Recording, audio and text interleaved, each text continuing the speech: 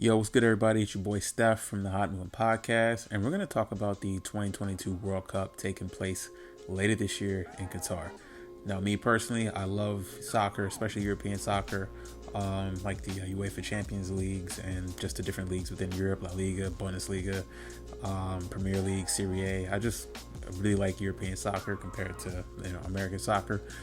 But as for the World Cup, we know the World Cup happens every 4 years.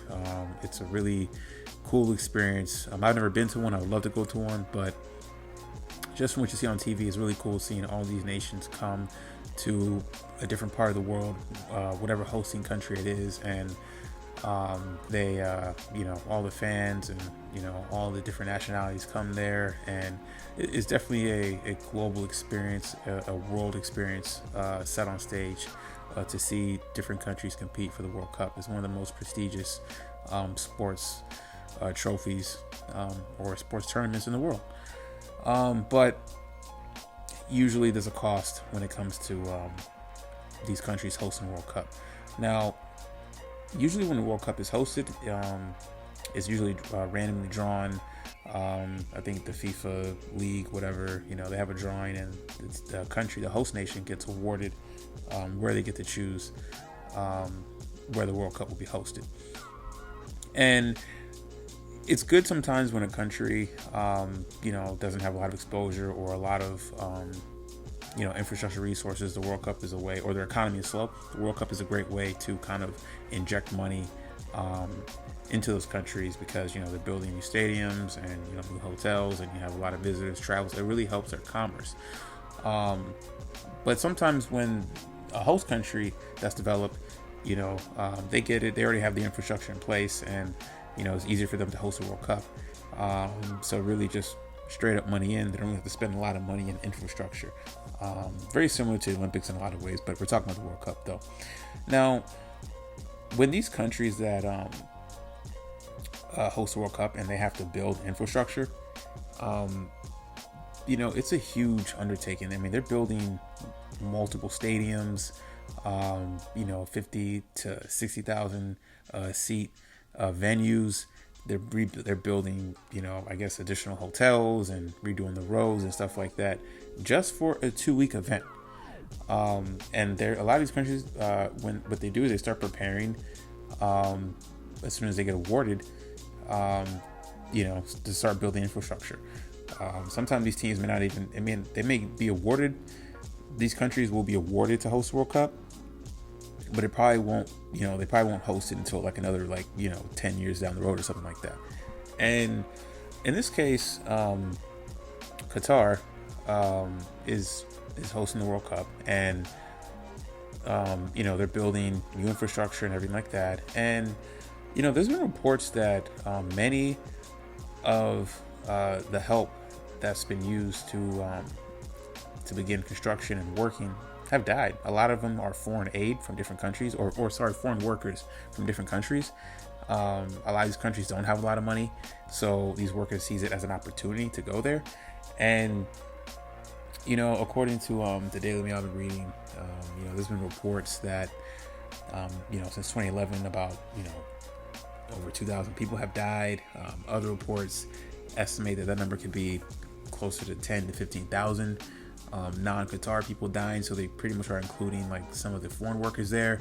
Either way, that is a gross number. And I know human rights have gotten involved, but I mean, what can they really do besides call it out? I mean, it's for our entertainment, which we are all guilty of, or well, that's really the question. Should we feel guilty? But I mean, we enjoy the World Cup. We enjoy the visual experience of everything put together, the beautiful arenas that are built. But we really don't look at what it really cost to create the experience, especially when it comes to the infrastructure and the workers that spend tireless amounts of hours working nonstop. They're not working under labor laws like here in the States or a lot of these really developed first world countries, and they're not really living in the best conditions. And it's almost like they're treated like cattle, and also too is, when they're done with these arenas, a lot of these arenas just sit. When they're done building these World Cup infrastructures, they just sit, and there's really no use for these venues once they're done. So number one, you're spending so much to build these arenas, and the carbon footprint is just ridiculous. The amount of natural energy and resources. I'm not going to try to go all like save the planet type shit, but so you have that, and then you have a lot of the foreign workers that come there, and they're hoping they see this as an opportunity, and some of them make it back home, they die there, whether it's an accident, whether it's through poor living conditions, heart attack, whatever it is. Some of these people are coming to work in different environments with different climates from where they came from as well too. So there's that aspect of it as well, and it really just makes you think, like, why can't we just going forward just host the World Cup at developed countries that already have the infrastructure in place? Why the need to pick?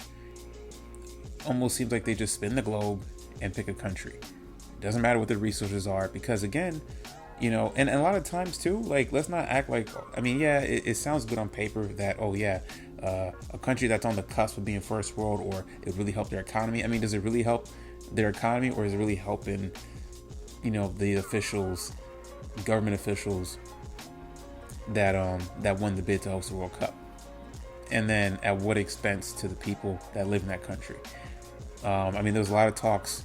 I remember back when Brazil hosted the World Cup that they had to relocate a lot of people out of certain areas.